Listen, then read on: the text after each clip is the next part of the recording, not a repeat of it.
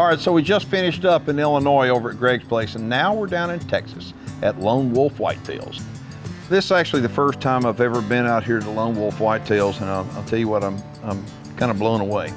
I've been to virtually every big deer farm there is out there, but I haven't been here. I mean, he's got over 1,000 animals. He's got over 100 pens. I think, why haven't I been here before? I don't know, but I promise you, I won't go by here again without stopping. All right, so this is the last week of August, and you can see they're in the velvet, but most of them are pretty much done growing, don't you think? Yeah, most, but you know, some of them grow a little slower, a little later to develop than others. And some of them they'll start scratching the first part of September, and some will wait till the end of September. Chuck, how long you been doing this? About 16 years, I think. And how many deer you got total? About 1,100, I think. Kind of gets addictive, doesn't it? It does, yeah. And how many pens you have total? I don't gamble. Yeah. Don't drink. I don't smoke. I don't chase anything except deer. Yeah. So that's my hobby.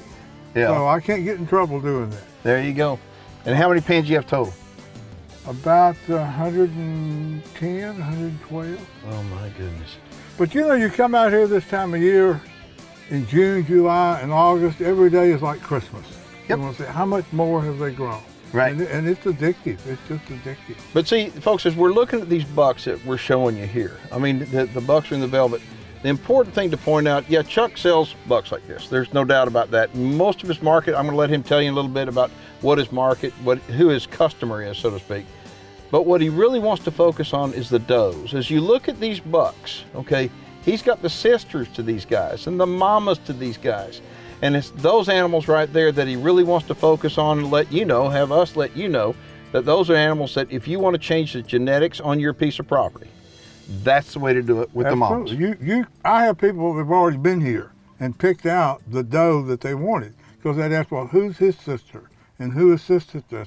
And who is his mother? And then that's how they pick, just like that. The people in the know that want to improve the genetics on their ranch will pick the sisters and the mothers of the best looking bucks that we have. Because it is on the female side. I mean, as you can look, we're going to show you, there's hundreds of bucks out here. We're going to show you lots and lots of bucks.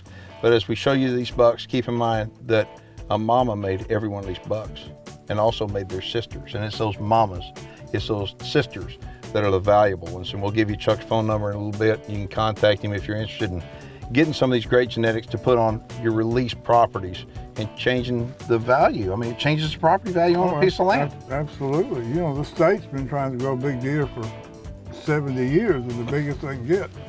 We probably shouldn't put this on. No, we're going to put it on. Listen to this. Listen, this is... But the biggest deer they grow is 140 inches. Yep. And the deer breeders have been doing it 15 or 20 years, and my yearlings are bigger than 140 inches. Right, so doesn't the state do a good job? The state does fine for what the state does. Right, and so, but we wind up, the deer breeder, it's like we do what the state does on steroids. We make it happen. Right, that's right. And people wind up saying, well, the state, why can't the state do a good job like that? Well, the only thing I tell people that I think a government can do better than a private landowner is fight wars. Probably so. And well, I mean, otherwise, the state, there's no hybrid vigor or heterosis in the state's animals. They're line bred to be small. Little pencil antlers, little 4x4s or 5x5s, 16 inches long, and they breed year after year. And so what are you going to get? More of the same, unless you put some of this out there. I mean, look at that buck. You take that one right there. Yep. He's probably 2-year-old, 270, 280, yep. 30 inches wide. He's a nice buck, but that is a recessive gene. That is not a dominant gene. The dominant gene is the little 8-point, 130-inch deer that the state raises. So we try to take a recessive gene and make it dominant in the females. And that's what we offer when we release the deer.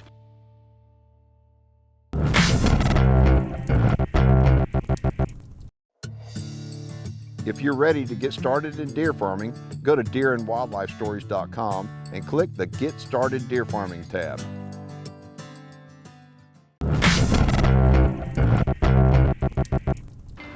All right, so you walk in the room here and you look around, it's like there's all kinds of big deer, all kinds. I mean, real big. And you look on the shelf and he's got these books, these notebooks, and Chuck's kind of an old-fashioned guy. I like that. Okay, he's got it up here. You don't look around, see a computer or him on the iPad trying to figure stuff out. He's got it right here. He's got all the records right there in those books. He's got genetics from the biggest deer on earth, and all the old deer that people have forgotten about. I mean, Chuck's got them. And he's got semen right there behind that wall right there. Hundreds and hundreds of straws of these deer, and he keeps breeding them year after year after year. And Chuck's market is different. He's not going after the, quote, the breeding market like a lot of guys are.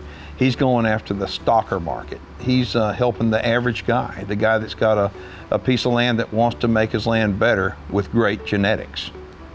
All right, so tell me how you go about selling a deer. I would rather sell a group of deer, a pen, like pen 89 that's got 15 bucks in it. Right. €3. But people have a different idea of what they want. So I let them pick the deer that they want out of the pen. So we maybe go through 20 pens of bucks. So they pick out the ones, they pick out 10 or 15 or 20 or 4 or 5 that they like. And so that's how we sell it. That's how we sell. Most of our bucks, people have picked out what they want.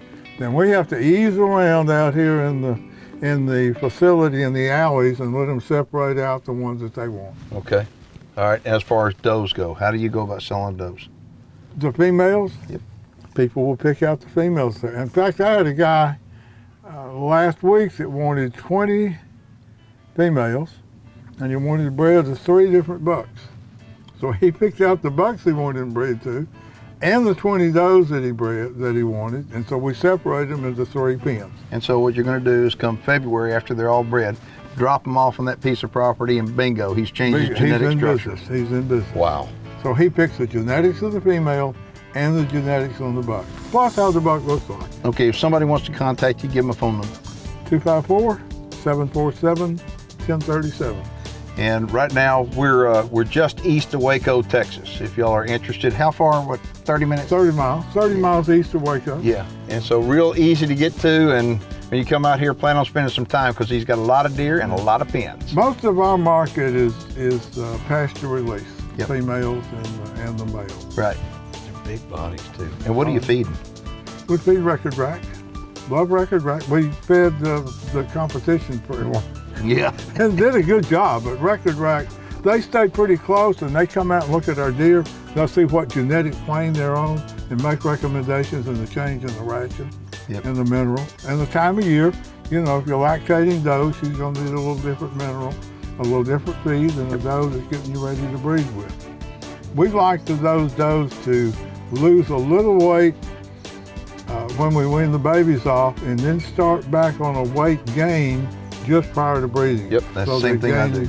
About 30 days prior to breeding, put them really on, put the fat back on them. Put it back on them, let them start gaining. And we get a higher pregnancy rate that way. The one thing that really sets Chuck Frazier away from everybody else in the deer breeding business in Texas is they are the premier breeder, the #1 breeder when it comes to pasture release females, period. So if you have a piece of property, it's high fence, it has to be high fence, and you have to have a permit through Parks and Wildlife, and you want to put big, great genetic female deer in it, give Chuck Frazier a call. My name is Keith Warren. I want to thank you for watching the program. If you have any questions or comments and you're watching online, go ahead and post them below. If you're not watching online, you can watch at deerandwildlifestories.com 24/7. Thanks for watching.